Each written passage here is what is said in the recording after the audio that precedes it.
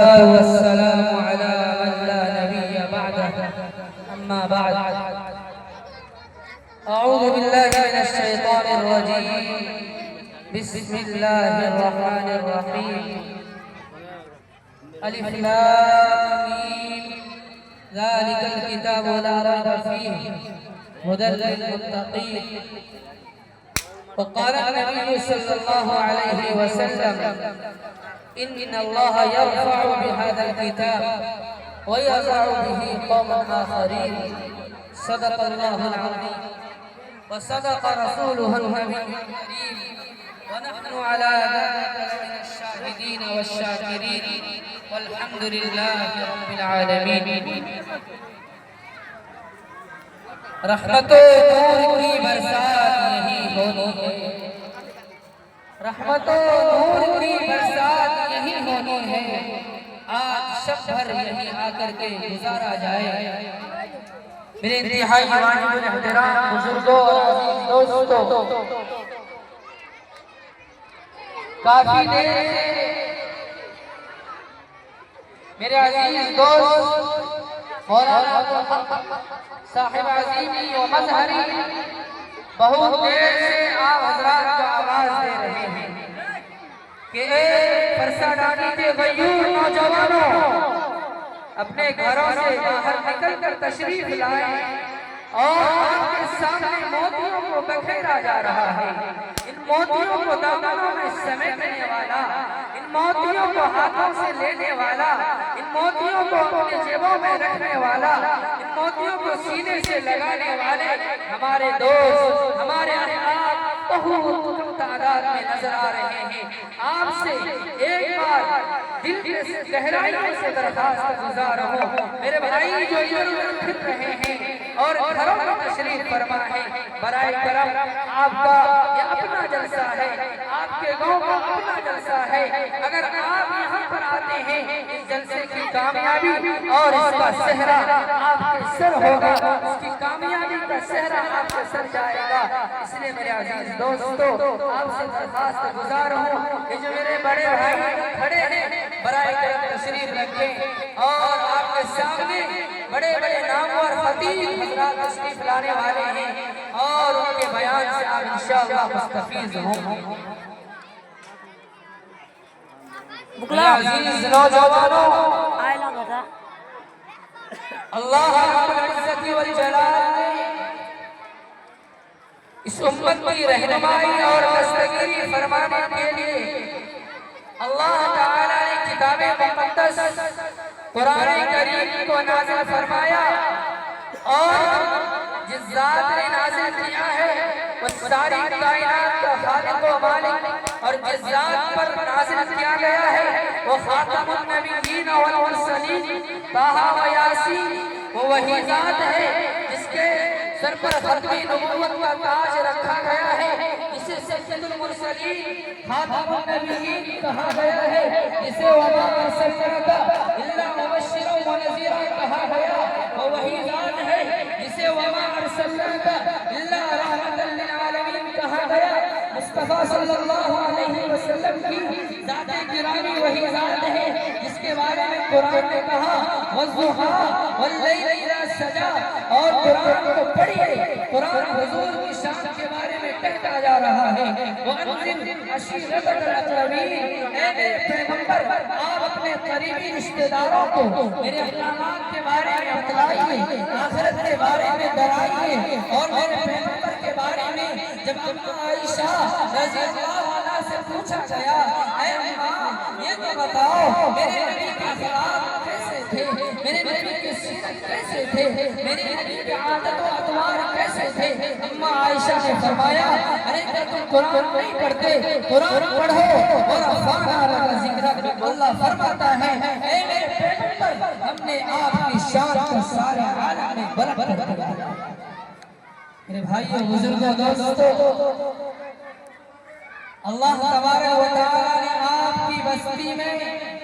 قرآن کریم کی تعلیم ہونے کو منتخب فرمایا یہ کوئی عام بات نہیں ہے اٹھائیے سیرت مصطفیٰ اور پڑھیے جب صفا کے چبوترے میں بیٹھ کر صحابہ کرام کی وہ چھوٹی سی جماعت جب قرآن کریم کو سیکھنے لگی اور قرآن کریم کو سینے سے لگانے لگے، قرآن کریم سے وابستہ ہوئے اور قرآن کریم کی محبت کو دل میں بٹھایا، تو اللہ تبارک و تعالیٰ نے سارے عالم میں چمکایا اور جہاں گئے ساری دنیا میں کامیاب ہوتے چلے گئے۔ ان کے بارے میں کسی شاعر نے کہا وہ معزز تھے زمانے میں مسلمان ہو کر، وہ معزز تھے زمانے میں مسلمان ہو کر، اور خار ہوئے تاریخ امہ ہو کر۔ آج کے لوگوں نے، آج کے ہمارے معاشرے میں، آج ہم ایمان والوں نے قرآن کریم کو ترک کر دیا، قرآن کریم کو پس پشت ڈال دیا۔ قرآن کریم ہمارے گھروں کی کعبوں کی زینت بنا ہوا ہے، قرآن کریم میں جالے لگے ہوئے ہیں، لیکن انہیں کوئی صاف کرنے والا نہیں، انہیں کوئی سینے سے لگانے والا نہیں۔ انہیں ارے میرے بھائیوں بزرگوں، قرآن ہی تو وہ کتاب ہے جسے ایک بار بندہ پڑھتا ہے، پڑھتا چلا جاتا ہے۔ دنیا کی لائبریری میں آپ اندر داخل ہو جائیے، دنیا کی کتابوں کو پڑھیے، ایک بار پڑھیں گے، دو بار پڑھیں گے، تین بار پڑھیں گے، آپ کو وہ مزہ نہیں رہے گا۔ دنیا کی کتاب میں وہ لطف نہیں ہے، دنیا کی کتاب میں وہ مزہ نہیں ہے، لیکن قرآن کریم ایک ایسی کتاب ہے، آپ ایک بار نہیں، دو بار نہیں، 40 مرتبہ بھی پڑھیں گے، آپ کو انشاءاللہ وہی مزہ ملتا رہے گا۔ میرے بھائیوں بزرگوں دوستوں، اللہ کے نبی جناب محمد رسول اللہ صلی اللہ علیہ وسلم نے ارشاد فرمایا ان اللہ یرفع بہذا الکتاب ویضع بہ قوما آخرین۔ اللہ تبارک و تعالی اس قرآن کریم کے ذریعے بہت ساری قوموں کو بلندی عطا کرتا ہے اور تنزلی سے نکال کر، گمراہی کے راستے سے نکال کر اللہ تبارک و تعالی انہیں عروج کرتا ہے، ترقی کے منازل عطا کرتا ہے۔ وہ دنیا میں بھی سرخرو ہوتے ہیں اور آخرت میں بھی انہیں کامیابی کا پروانہ ملتا ہے۔ کیوں؟ اس لیے کہ انہوں نے قرآن کو سینے سے لگایا، قرآن کے ایک ایک حرف کو پڑھا، قرآن کی عظمت کو سمجھا، قرآن کے احترام کو انہوں نے کیا، قرآن کو انہوں نے احترام کیا۔ یہی وجہ ہے کہ قرآن کریم کے ایک ایک حرف کو پڑھتے جائیے، 10 نیکیاں حاصل کرتے رہیے۔ اس لیے میرے بھائیوں بزرگوں دوستوں، قرآن کریم ہی وہ کتاب ہے جس میں آج تک اس کے ایک حرف میں، ایک نقطے میں کسی قسم کی کوئی تبدیلی نہیں ہوئی۔ میرے بھائیوں بزرگوں دوستوں، قرآن کریم کی عظمت کے بارے میں بتلاؤں۔ جب انسان قرآن کریم کو سینے سے لگاتا ہے، جب قرآن کریم سے انسان محبت کرتا ہے اور اپنا دل قرآن کے سامنے کھول کر لیتا ہے اور اللہ کے ایک ایک فرمان کو، اللہ کے ایک ایک بتائے ہوئے طریقے کو پڑھتا ہے، پھر وہ یاد آتا ہے حضرت ابی بن کعب رضی اللہ تعالی عنہ کا وہ واقعہ کہ جب سید القرآن کہلاتے ہیں، انہوں نے قرآن کریم کو بہت دل سے پڑھا اور اتنا دل سے پڑھا، انہوں نے اتنا دل سے قرآن کریم کو لگایا، اللہ کے عرش سے پیغام آتا ہے حضور کے پاس اور حضور سے کہتے ہیں اے میرے پیغمبر آپ میرے کعب سے میرا سلام کہیے، کہیے کہ اللہ نے سلام کہا ہے اور میرے کعب سے کہیے کہ وہ قرآن میں پڑھ کر سنائے۔ میرے بھائیوں، حضور علیہ السلام نے ابی بن کعب رضی اللہ عنہ سے فرمایا اے ابی بن کعب تمہیں اللہ نے سلام کہا ہے اور کہا ہے کہ تم اللہ کو قرآن پڑھ کر سناؤ۔ ابی بن کعب رضی اللہ عنہ حیرت میں پڑ گئے اور خوشی کے آنسو بہانے لگے اور اللہ کا شکر ادا کرتے رہے اور کہنے لگے یا رسول اللہ کیا اللہ نے مجھے سلام کہا ہے؟ میں اتنا گنہگار، میں اتنا کمزور بندہ، کیا اللہ نے مجھے سلام کہا؟ کیا اللہ نے سمانی ربی یا رسول اللہ، اے اللہ کے نبی علیہ السلام سمانی ربی، کیا میرے رب نے، کیا میرے رب العالمین نے، دونوں جہاں کے خالق و مالک نے میرا نام لیا ہے؟ تو حضور علیہ السلام نے فرمایا ہاں میں نے کہا تمہارا قرآن پڑھنا اللہ کو اتنا پسند آیا، تمہارا قرآن پڑھنا، تمہارے قرآن پر محبت کرنا، تمہارے قرآن قرآن کی عظمت کو پہچاننا اللہ کو اتنا پسند آیا کہ اللہ تعالیٰ نے آسمان سے تمہارے لیے سلام بھیجا ہے اور تمہیں یہ بارے میں کہا ہے کہ تم قرآن کریم پڑھ کر سناؤ۔ میرے بھائیو، آج ضرورت ہے اس بات کی کہ ہمارے فرسہ ڈانی کا ایک بچے کی زبان پر قرآن ہو، ایک بچہ ہمارا الف لام میم ذالک الکتاب لا ریب فیہ سے شروع کرے اور سورہ الناس تک پڑھتا رہے اور رات دن قرآن کریم سے محبت کرتا رہے۔ خدا کی قسم آپ کا بچہ زمین پر قرآن پڑھے گا اور آپ کو اللہ تبارک و تعالی قبر کی اندھیرے میں قبر کے عذاب سے اللہ آپ کو اس بچے کی زبان سے نکلنے والے حرف کے صدقے میں اللہ آپ کے گناہوں کو معاف کرے۔ میرے بھائیو بزرگوں، آئیے میں آپ حضرات کو واقعہ سناتا چلوں۔ حضرت عیسیٰ علیہ السلام کے زمانے میں ایک واقعہ یوں پیش آتا ہے کہ حضرت عیسیٰ علیہ السلام کا ایک قبرستان کے پاس سے گزر ہوتا ہے اور حضرت عیسیٰ علیہ السلام کو اللہ نے وہ معجزے عطا فرمائے تھے کہ وہ مردوں کو زندہ کر دیا کرتے تھے اور اس سارے مردے کے حالات کو جمع دیا کرتے تھے۔ جب ان کا قبر ایک قبرستان سے ہوتا ہے، ایک قبر کے پاس وہ ٹھہر جاتے ہیں اور انہیں پتہ چلتا ہے کہ اس قبر والے کو عذاب ہو رہا ہے، اس قبر والے پر پریشانیاں ہیں، اس قبر والے کو مصیبتیں آ پڑی ہیں، اس قبر والے کو بچھو اور سانپ پریشان کر رہے ہیں۔ تو حضرت عیسیٰ علیہ السلام نے اسی قبر پر کھڑے ہو کر اللہ سے دعا کی، اے اللہ اس قبر والے کی مغفرت فرما، اے اللہ اس قبر والے کو عذاب سے محفوظ فرما۔ حضرت عیسیٰ علیہ السلام دعا کر کے چلے جاتے ہیں۔ کچھ عرصے کے بعد دوبارہ ان کا گزر ہوتا ہے، اسی بستی سے اسی قبرستان سے دوبارہ گزر ہونے لگتا ہے اور آتے ہیں اور اسی قبر کے پاس آ کر دوبارہ ٹھہر جاتے ہیں اور انہوں نے دیکھا کہ اب اس قبر والے کو عذاب بالکل بھی نہیں ہو رہا۔ حضرت عیسیٰ علیہ السلام نے بارگاہ سمدیت میں عرض کیا، یا اللہ یہ تو بتائیے میں جب اس راستے سے گزر رہا تھا